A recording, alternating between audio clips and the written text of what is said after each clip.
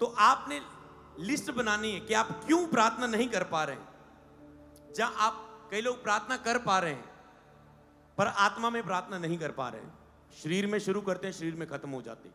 तो चाहे आप बिल्कुल प्रार्थना नहीं कर पा रहे, आप पाप में हैं, चाहे आप आत्मा में प्रार्थना नहीं कर पा रहे, क्यों नहीं कर पा रहे, लिस्ट बनाना, कारण लिखना।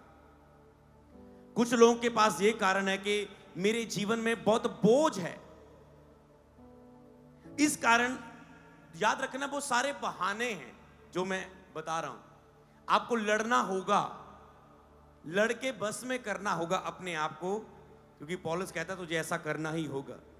उनको लगता है मेरे जीवन में बहुत बोझ है, पैसों का बोझ है, बहुत सी चिंता है, जीवन में मेरे कुछ हो नहीं रहा, इस कारण मेरे जीवन में बहुत बोझ है, पैसे के कारण बहुत बोझ है, जॉब को लेकर, पढ़ाई को लेकर, परिवार को लेकर, जीवन में मेरी लाइफ में सेटल नहीं हो रहा है, कुछ हो नहीं रहा है, इसके कारण मेरी लाइफ में बहुत बोझ है, जिसके कारण मैं प्रार्थना नहीं कर पा रहा हूं। तो कई लोगों के पास यह बहाना है कि पाप की अभिलाषाएं मुझे प्रार्थना करने से रोकती है, क्योंकि जो पाप में गिरा है, बार बार नशा कर रहा है, वो प्रेयर कर ही नहीं पाएगा, क्योंकि पाप की अभिलाषा प्रकट हो रही, बार बार गंदी मूवी देख रहा है, उसको बार बार फिर से अटैक हो रहा है। जब तक वो अटैक हुआ उसे, अब वो 3-4 दिन तो प्रार्थना में नहीं बैठने वाला, कोशिश करेगा, एक दिन मन ही नहीं लगेगा। एक टाइम तो आपके पास मन है, अगर आपका पाप बढ़ गया, कंट्रोल आपने नहीं किया, आप बड़े पापों में फंस सकते हैं। संडे मैंने प्रार्थना करवाई थी चर्च में, मैंने कहा खुदा का थैंक्स करो, तुम कुछ गलतियों में हो सकते हो पर तुम बड़े पापों में भी फंस सकते थे, पर प्रभु ने तुझे बचा कर रखा है उसी पापों के कारण। तुम नशा करते हो सकता है नशे के बड़े हाई लेवल में तुम फंस जाते। तुम व्यभिचार गुप्त में करते हो, अकेले में, हो सकता है तुम किसी के साथ करते पकड़े जाओ, तेरा पाप बढ़ जाए।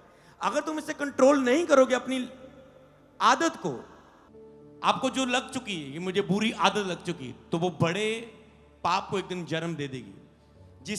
इसी तरह जब आत्मा में आप उन्नति करते हो, जब आप प्रार्थना करते हो, तो प्रभु आपको एक अनुभव देता है, आपकी आत्मा में सामर्थ्य आती है। जब थोड़ी सी आपको टच मिलता है, आपको सामर्थ्य आती है, तो वो सामर्थ्य आपके अंदर क्या भूख पैदा करती है कि मुझे इस सामर्थ्य को और लेने के लिए प्रार्थना में जाना है। समझ पाए, मुझे इसे और लेना है, तो आप फिर और प्रार्थना में जाते हैं। मान लो आज प्रभु ने आपको भरा, मिला कुछ, आपको पता अच्छा प्रार्थना में इतना कुछ मिल जाता है, ऐसे प्रार्थना करने से इतना कुछ, अब तो मैं इस हिस्से के लिए भी ऐसे प्रार्थना करूंगा, अब तो मैं इस हिस्से के लिए भी ऐसे प्रार्थना करूंगा, अब मैं इस हिस्से के लिए भी। प्रभु की हुजूरी इतना आनंद है, ओके मैं अब तो बार बार जाऊंगा, बार बार जाऊंगा। तो आपकी वो आदत, वो लालसा, आत्मिक लालसा बढ़ती है आत्मिक कार्य के लिए। इसी तरह पाप की लालसा, आज आप एक पैग लगा रहे हो, कल 2 लगाओगे, आप रात को लगा रहे हो, किस समय सुबह उठते ही शुरू कर दोगे, किस दिन बेचने लगोगे नशा, किस दिन नशे का चीजें बेचने लगोगे घर की, किसी दिन नशे के कारण वाइफ छोड़ के चली जाएगी, किसी दिन घर से बेदखल कर दिए जाओगे, किसी दिन फिर भीख मांग रहे होंगे। समझ पा रहे हैं, ये शैतान का ये लक्ष्य होता है, एंड तक लेके जाना, व्यक्ति को नाश तक लेके जाना। इसलिए पाप का असर बहुत बड़ा है। जो लोग नए भी आए हैं चर्च में, मैं आपको बताऊं, आपकी जिंदगी में पाप सब कुछ तहस महस कर देता है, बीमारियां लेकर आता है, शर्मिंदगी लेके आता है, असफलता लेकर आता है। कोई रिस्पेक्ट नहीं आपकी करेगा अगर आप पाप में हो, परिवार रिस्पेक्ट नहीं करेगा, लोग रिस्पेक्ट नहीं करेंगे, बॉस रिस्पेक्ट नहीं करेगा, टीचर रिस्पेक्ट नहीं करेंगे, रिस्पेक्ट खोएंगे, मददगार खोएंगे, कोई आपकी हेल्प नहीं करेगा, कोई आपकी मदद नहीं करेगा, कोई ईश्वरीय मददगार नहीं आपके जीवन में आएगा, कोई बरकत नहीं होगी, कमाते रहोगे, नाश होता रहेगा।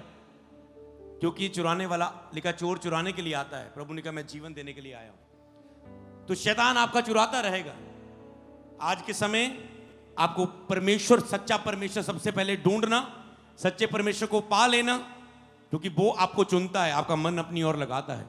जब सच्चे परमेश्वर ने तुझे अपनी ओर बुला लिया, चर्च में बुलाया, आज मीटिंग में बुलाया, अब तेरा फर्ज है उसके साथ एक संबंध बनाना, प्रार्थना करना शुरू करो, सीखो।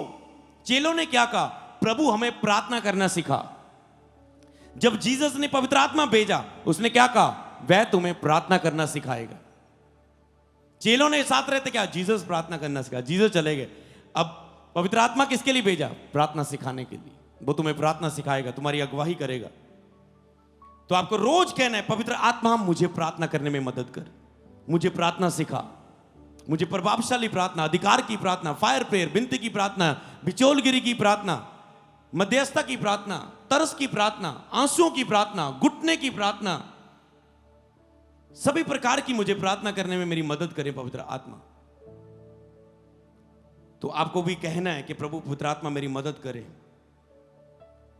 क्या आप अपने जीवन में प्रार्थना की कमी को महसूस कर रहे हैं? जब बिल्कुल भी प्रार्थना नहीं कर पा रहे हैं, प्रभु चाहते हैं कि आप इससे बाहर आ जाएं आज के दिन, इसीलिए वो आपको भर रहे हैं।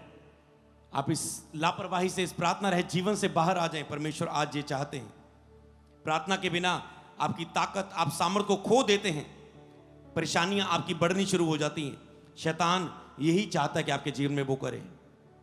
प्रार्थना के जीवन के द्वारा ही आप हर दिन कामयाबी और सफलता का जीवन जी पाएंगे। अगर प्रार्थना नहीं है तो कोई कामयाबी नहीं, कोई सफलता नहीं, कोई कुछ नहीं। तो आपको बहाने नहीं बुलाने, मेरे ऊपर बहुत बोझ है, पैसे का, चिंता का, जीवन में कुछ हो नहीं रहा, इसलिए मैं प्रार्थना नहीं कर पा रहा हूं। मेरे पास एक पाप है जो बार बार अभिलाषा प्रकट होती है, जिसके कारण मैं प्रार्थना में नहीं बैठ पाता। मेरी आत्मा पाप के कारण, बहुत बोझ के कारण थक चुकी है, इसलिए मैं प्रार्थना नहीं कर पाता। मेरा मुंह नहीं खुलता क्योंकि मेरी आत्मा थकी हुई है। आपको पता है, जब आप पाप करते रहते हैं आपकी आत्मा बिल्कुल थक जाती है, बिल्कुल वो लड़ नहीं पाती, फिर आपकी अगुवाई नहीं कर पाती वो, क्योंकि आप सुन नहीं पाते, आप आत्मा में कमजोर हैं। पाप की ताकत बहुत बढ़ चुकी है। इसे बोलते हैं कोई एडिक्शन लग जाना, बहुत खतरनाक चीज होती है। एक तो होता आपने पाप किया, गंदी मूवी देखी, फ्री हो गए, 3-4 महीने से आजाद है। एक है कि आपको आदत लग गई। एक आपने नशा किया, आप कहते हो आज से नहीं कभी करना प्रभु, ये कहां फंसने जा रहा था मैं। एक हो गया आपको आदत ही लग चुकी, फंस चुके हैं, आप छोड़ नहीं पा रहे। तो आपको इन चीजों का ध्यान रखना है कि आप आप कहते हैं मुझे फोन की एडिक्शन लग चुकी है, आदत लग चुकी है, इस कारण मैं प्रार्थना नहीं कर पाता हूं। क्योंकि जब आप सुबह उठते ही आप फोन चलाने लग जाते हैं, दूसरे सुनेंगे, आप कहते हैं ऐसे कैसे हो सकता है। पर जिनको लगी हुई आदत, वो सोच रहा है किसी को नहीं पता मेरे ऊपर कितनी बुरी आदत लगी। सुबह उठते ही मैं फोन चलाता रहता है, पता नहीं क्या चलाता हूं, पता नहीं क्या देखता हूं, क्या करता हूं, पर बस उठते ही, फिर सुबह उठते ही आत्मा थक जाती है। और उसके बाद आप चाहते हैं मैं सो जाऊं, जब पाप कर लूं, जब फास्टिंग खाऊं पीऊं, फिर सो जाऊं, बस लाइफ खत्म, फिनिश। तो आपको इन सब चीजों से आप यही चीज सोचो। हाँ, आपके बहाने हो सकते हैं, मैं नहीं कहता कि आप सही, हम सही है। आप अपने बहानों को, अपनी बातों को अगुए से भी शेयर करते हो। हाँ, मैं कहता हूं आप सच हैं, पर मैं आपको यह पूछना चाहता हूं, तो फिर आप अपनी आत्मा की तरक्की के लिए, उन्नति के लिए, चार्जिंग के लिए क्या कर रहे हो? कर क्या रहे हो? कितना आप चर्च आ रहे हो? कितना आप संगति में हो? कितना बाहर निकल रहे हो अपने अकेलेपन के माहौल से, अपने कमरे से? कितना आप प्रेयर पार्टनर ढूंढ रहे हो? कितना आप संगति ढूंढ रहे हो? पर अगर संबंध नहीं आपका सही परमेश्वर के साथ, तो कुछ भी सही नहीं। तो इसलिए आपको धीरे धीरे सभी चीजों में आपको काम करना है जो आपने सीखी है। हालेलुया। अपने फोकस पर काम करो, अपने पैसे पर काम करो, नींद पर जीत हासिल करो, अपने फोन पर जीत हासिल करो, दूसरों के साथ जो अधिक आप समय बिता रहे हैं वहां कंट्रोल करो। सब चीजें, अपने काम को कम करो जो अधिक कर रहे हैं। हर चीजें जो अधिक कर रहे हैं, बस उसकी लिमिट कम करना शुरू करो अगले पॉइंट में।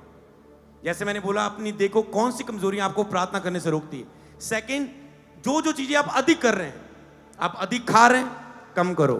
1 घंटे की एक मील छोड़ दो कि 2 टाइम खाऊंगा, फास्टिंग। 2 मील छोड़ दो, केवल 24 घंटे में 1 दिन खाऊंगा, फास्टिंग। 10 घंटे सोते हो, 8 घंटे कर दो, 2 घंटे बच गए। लोगों के साथ अधिक समय बिताते हो, बातें करते हो फोन में बैठ के, परिवार के साथ ही हा हो, बस खत्म। 3-4 घंटे निकलते, उसे 1 घंटा 2 घंटे धीरे धीरे कम कर दो। तुम्हारा प्रार्थना में समय ही समय बच जाएगा। हालेलुया। पैसे को बिजनेस में 10 घंटे लगा रहे हो, काम अपने बॉस को बोलो आज से 8 घंटे करूंगा, कोई बात नहीं, तनख्वाह थोड़ी कम कर दो।